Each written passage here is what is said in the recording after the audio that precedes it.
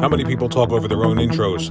I do, because I'm crazy. I don't follow any trends, you see? I don't know what the hell I'm talking about. Anyway, Stalker 2 has been delayed. So, look, I've done a couple videos here that are talking about games that I'm excited for, and you look at the views of those, right? I mean, you guys talk about negativity, and you don't want like squeaky clean opinions. You want drama, and I'm not going to give it to you, but I want to talk about my opinions.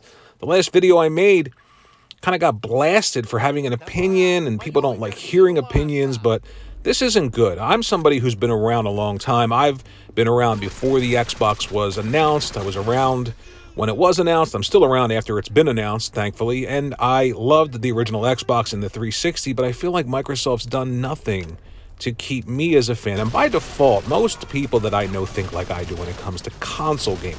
I'm not talking about PC gaming, console gaming. So by default, a lot of people feel this way. They need to do better when it comes to planning and releasing video games. And once again, the big game for Microsoft, which is a third-party game, by the way, that was exclusive, that was semi-exciting, even though it's another shooter.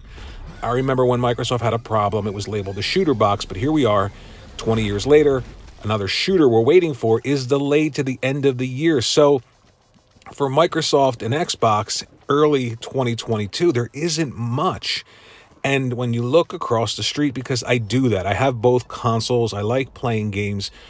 For PlayStation, they seem to consistently hit their cadence of releasing really great software. And yes, you wait.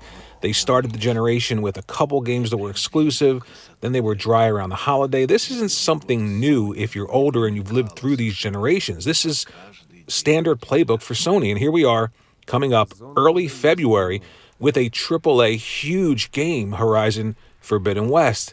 That's going to pull in a lot of people. There's excitement there. I'm not talking about exclusives are the only thing to be excited about, but they absolutely matter. They get me excited about the brand, the console.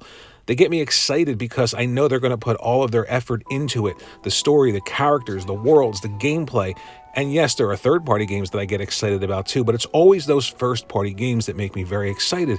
And I'm missing that when it comes to Xbox. And I've been missing it for a while now. And I understand the Game Pass is something that a lot of people love. Wonderful.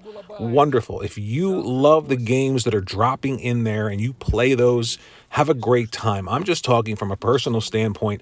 I can only play so many mobile-esque type games before I get those big AAAs. And older AAA games dropping in there, yes, it's cool to be able to play them, but for me, I've played them all before. I own the Mass Effect Legendary Edition. I purchased it when it came out. It's in Game Pass. Is that a great game? 1, 2, and 3? Absolutely.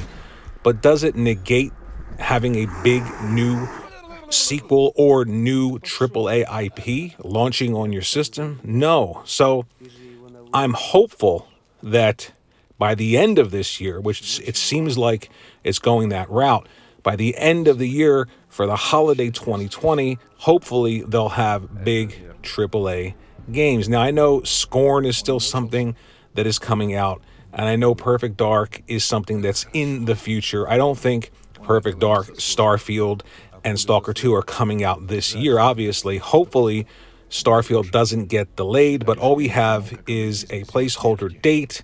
Whether or not they hit that date, I don't know. And again, it's hard to get excited about games that we haven't seen. We haven't seen anything related to Starfield other than a CG trailer. And that Hellblade 2 trailer, if you want to call it in-game or gameplay, that's fine. I think it looks great too. I'm excited about it. But again, it's so far off. I would like there to be a planning. I would like them to give me a date. I would like them to show me some gameplay, and then I would like the game to come out the way that Horizon Forbidden West is. I'm okay with one slight delay here or there, but I'm getting tired of this excitement, rising to a crescendo and then crashing back down again. And if they're delaying, third-party exclusive deals like Stalker 2, what's going on behind the scenes with their first-party games? Now, this is all opinion. If you can't handle it, get out of the kitchen. If you have a different opinion, let me know in the comments section below.